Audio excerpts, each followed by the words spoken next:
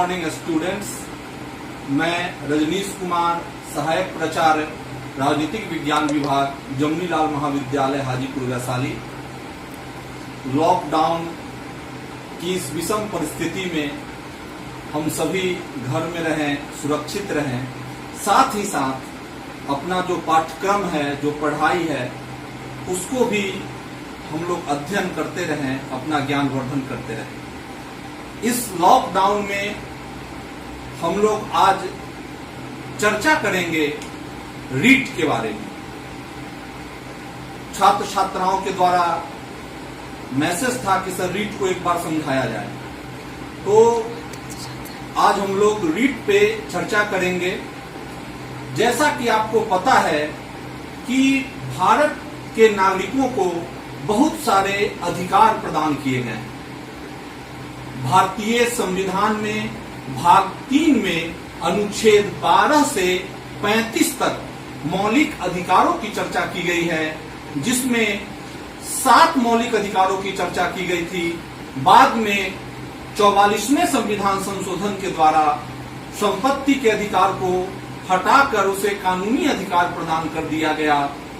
अब संविधान में मौलिक अधिकारों की संख्या 6 है।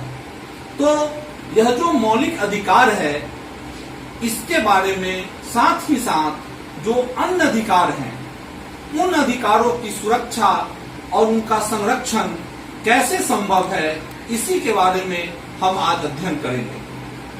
जैसा कि आपको पता है कि मौलिक अधिकार व्यक्तियों के चातुर्दिक एवं सर्वांगीण विकास के लिए आवश्यक है। वैसे अधिकार जो मानव को मानव होने के लिए आवश्यक हैं, उसे हम मौलिक अधिकार कहते हैं। मौलिक अधिकार के अंतर्गत हम लोग 6 अधिकारों की चर्चा करते हैं। समानता का अधिकार, जिसकी चर्चा अनुच्छेद 14 से 18 तक की गई है। स्वतंत्रता का अधिकार, जिसकी चर्चा 19 से 22 के बीच में की गई है। शोषण के विरुद्ध अधिकार, जिसकी चर्चा 23 और 24 में की गई है। सांस्कृतिक अधिकार, जिसकी चर्चा अनुच्छेद 25 से 28 के बीच में की गई है, एवं शैक्षणिक एवं सांस्कृतिक अधिकार, जिसकी चर्चा 29 और 30 में की गई है, और संवैधानिक उपचारों का अधिकार, जिसकी चर्चा अनुच्छेद 32 में की गई है। यह जो मौलिक अधिकार हैं या जो अन्य अधिकार हैं, वह सभी उस समय असफल या निरर्थक प्रतीत होता है कि अगर इन अधिकारों की रक्षा न की जाए। इन अधिकारों की रक्षा के लिए ही मौलिक अधिकार के अंतर्गत ही संवैधानिक उपचारों का अधिकार का प्रावधान किया गया है, जिसमें सर्वोच्च न्यायालय को यह दायित्व दिया गया है। साथ ही साथ उच्च न्यायालयों को भी यह दायित्व दिया गया है कि अगर नागरिकों के मौलिक अधिकार का हनन होता है, तो आप उसके संरक्षण के लिए जो आदेश जारी करेंगे, उसे हम रिट कहते हैं। यह जो रिट है, वह 5 प्रकार का होता है। पहला है बंदी प्रत्यक्षीकरण, जिसे हम लोग इंग्लिश में हैबियस कॉर्पस के नाम से जानते हैं। दूसरा है परम आदेश, इसे हम मैंडमस के नाम से जानते हैं। तीसरा है प्रतिषेध, प्रोहिबिशन। चौथा है उत्प्रेषण, सर्टियोरारी। और 5वां है अधिकार परीक्षा, क्यू वारंटो। यह जो habeas corpus, mandamus, prohibition, certiorari और क्यू वारंटो जो है, वह लैटिन वर्ड है। यह जो पांचों जो है वह लैटिन शब्द है और उसके कुछ शाब्दिक अर्थ होते हैं। इसी को हम लोग आज इस परिचर्चा में समझेंगे। मौलिक अधिकारों की रक्षा की जहां तक बात आती है, तो 4 अनुच्छेद को हमको जानना आवश्यक है। अनुच्छेद 32, अनुच्छेद 226, 13 और 359। इस चारों अनुच्छेद के द्वारा और अन्य भी कुछ अनुच्छेद हैं जिसके द्वारा नागरिकों के मौलिक अधिकारों की रक्षा की गई है। पहले हम अनुच्छेद 13 को समझें। अनुच्छेद 13 में न्यायपालिका को न्यायिक पूर्णाविलोकन की शक्ति प्रदान की गई है कि अगर कोई भी विधायिका के द्वारा कानून का निर्माण किया जाता है जो नागरिकों के अधिकारों की अवहेलना करता हो या संविधान के इतर हो तो उसको नल एंड वॉइड किया जा सकता है। अनुच्छेद 359 में यह प्रावधान किया गया है कि आपातकालीन स्थिति में भी नागरिकों के अधिकारों की रक्षा की जाए। 2021 के अलावा अन्य अधिकारों को पर एक तरह का प्रतिबंध लगाया जाता है, लेकिन फिर भी नागरिकों के अधिकारों को अक्षुण्ण बनाने की यहाँ कोशिश की गई है। अब हम चर्चा करते हैं अनुच्छेद 32 और अनुच्छेद 226। आर्टिकल 32 के द्वारा संवैधानिक उपचारों का प्रबंध किया गया है और इस संवैधानिक उपचारों के प्रबंध के अंतर्गत सर्वोच्च न्यायालय को और साथ ही साथ नागरिकों को यह अधिकार प्रदान किया गया है कि किसी भी नागरिक का अगर मौलिक अधिकार का हनन होता है तो वह सीधे सर्वोच्च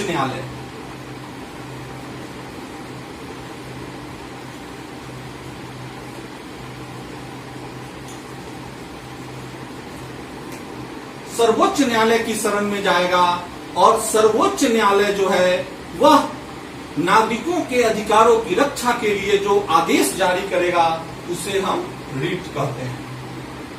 साथ ही साथ अनुच्छेद 226 के द्वारा उच्च न्यायालय को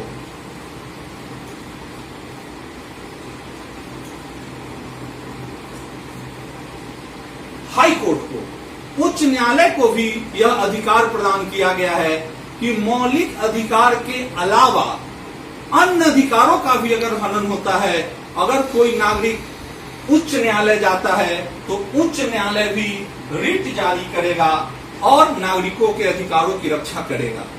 तो आपको यहाँ स्पष्ट समझना चाहिए कि रिट जारी करने का अधिकार दो संस्थानों को प्राप्त है, एक सर्वोच्च न्यायालय और दूसरा उच्च न्यायालय।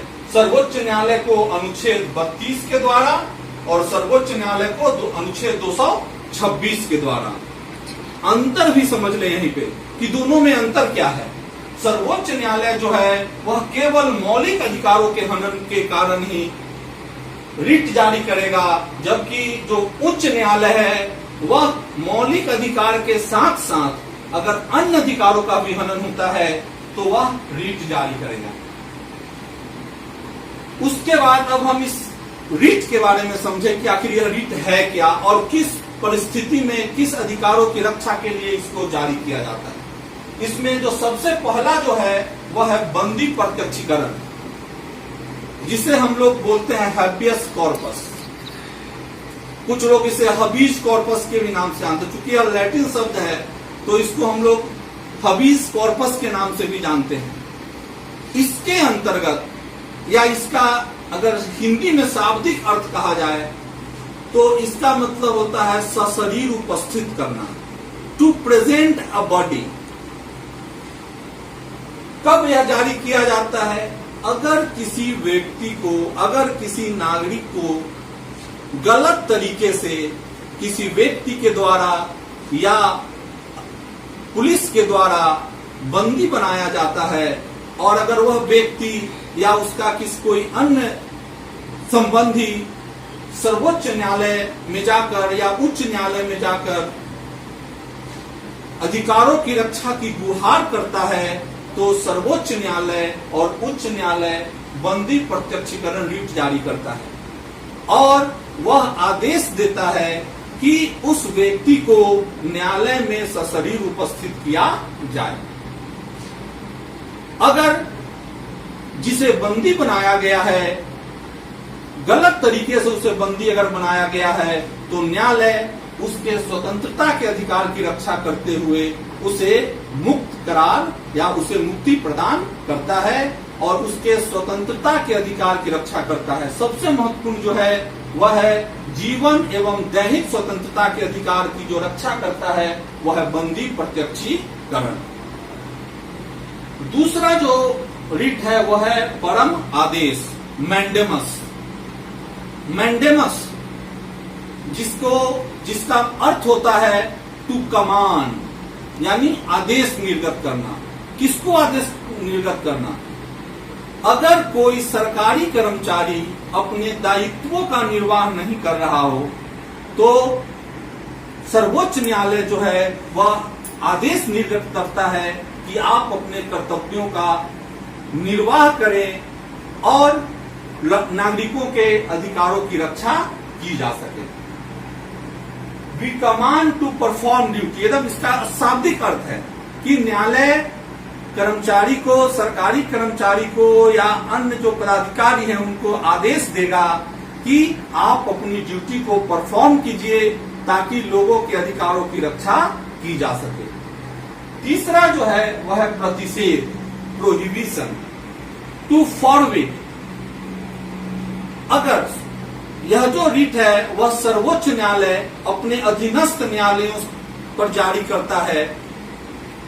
अगर सर्वोच्च न्यायालय को लगता है कि किसी भी वाद में अधीनस्थ न्यायालय जो है वह अपने अधिकारों का दुरुपयोग कर रहा है, वह कानून की गलत व्याख्या कर रहा है, तो वैसी स्थिति में वह प्रोहिबिशन यानी प्रतिषेध रिट को जारी करेगा और न्यायालय को या न्यायालय से उस बात से संबंधित सारे दस्तावेज को अपने यहां मांग लेगा कि चूंकि वह अधीनस्थ न्यायालय के क्षेत्राधिकार के अंतर्गत नहीं है, इस कारण उसे उच्च न्यायालय या सर्वोच्च न्यायालय जो है उस वाद को देखेगा। चौथा जो है वह है उत्प्रेषण, सर्टियोरारी, टू सर्टिफाई। प्रतिषेध और उत्प्रेषण में मात्रा का अंतर है। उत्प्रेषण रिट जो है वह सर्वोच्च न्यायालय और उच्च न्यायालय उस समय अपने अधीनस्थ न्यायालयों पर जारी करता है अगर कोई अधीनस्थ न्यायालय अपने अधिकार क्षेत्र का दुरुपयोग करते हुए या कानून की गलत व्याख्या करते हुए अगर किसी वाद में निर्णय दे देता है जो संविधान सम्मत नहीं है, तो सर्वोच्च न्यायालय और उच्च न्यायालय उस निर्णय को नल एंड वॉइड कर सकता है, उसको खत्म कर सकता है। प्रतिषेध और उत्प्रेषण में अंतर केवल यही है कि प्रतिषेध जो है वो प्रिवेंशन है। आपने सुना होगा prevention is better than cure. तो प्रतिषेध जो है वह प्रिवेंशन है और सर्टियोरारी जो है वह क्योर है, रक्षा करता है। प्रतिषेध निर्णय से पहले जो है वह उच्च न्यायालय और सर्वोच्च न्यायालय के द्वारा जारी किया जाता है, जबकि जो उत्प्रेषण है वह निर्णय के बाद जारी किया जाता है कि आप इसके द्वारा उच्च न्यायालय और सर्वोच्च न्यायालय जो है दिए गए निर्णयों को रद्द करता है। तो इसके अंतर को एकदम स्पष्ट समझ लीजिए। अगर रोक लगानी है तो प्रतिषेध, और अगर निर्णय को खत्म करना है, निर्णय अगर हो चुका है तो हम लोग उत्प्रेषण का सहारा लेते हैं और उस निर्णय को हम खत्म करवा सकते हैं। इससे मौलिक अधिकारों की रक्षा होती है। पांचवा जो है वह है अधिकार परीक्षा। बाय व्हाट ऑथोरिटी, यानी किस अधिकार से न्यायालय, सर्वोच्च न्यायालय और उच्च न्यायालय जो है वह यह जानना चाहती है कि आप किस अधिकार से किसी पद पर आसीन हैं और अपने कार्य को कर रहे हैं। जैसे इसको समझने के लिए सबसे आसान तरीका है कि अगर आपने इंट्रेंस पास करके महाविद्यालय में एडमिशन लिया है और अगर कोई व्यक्ति बिना इंट्रेंस पास किए ही महाविद्यालय में नामांकन ले लिया, तो अगर कोई उसके खिलाफ कोई भी अधिकार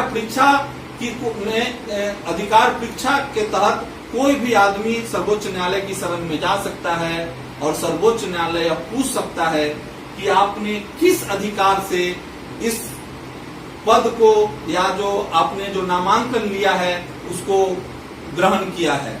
अगर उसको लगेगा कि नहीं यह गलत तरीके से इसका उपयोग किया गया है तो उसको वहां पर खत्म किया जा सकता है और उस नागरिकों के अधिकारों की रक्षा की जा सकती है। इससे भी अच्छा सबसे अच्छा उदाहरण है कि अगर कोई भी व्यक्ति, जैसे आप महाविद्यालय में पढ़ रहे हैं और हम शिक्षकों के बीच से ही कोई जाए और प्राचार्य के पद पर बैठ जाए और कहे कि मैं आज से मैं ही प्राचार्य हूं,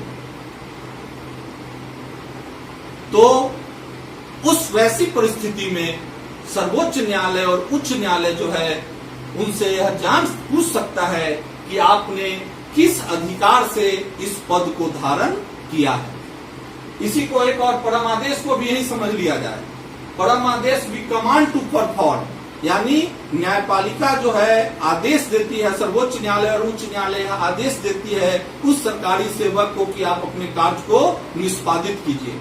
जैसे मैं सहायक प्राचार्य हूँ और मेरी नियुक्ति जो है वह आपको पढ़ाने के लिए की गई है, आपके मार्गदर्शन के लिए की गई है। अगर मैं अपने कार्य का निष्पादन न करूं, मैं कहूं कि न मैं नहीं पढ़ाऊंगा, तो यह आपके छात्र और छात्राओं के मौलिक अधिकार का हनन है। और वह कहां जा सकता है?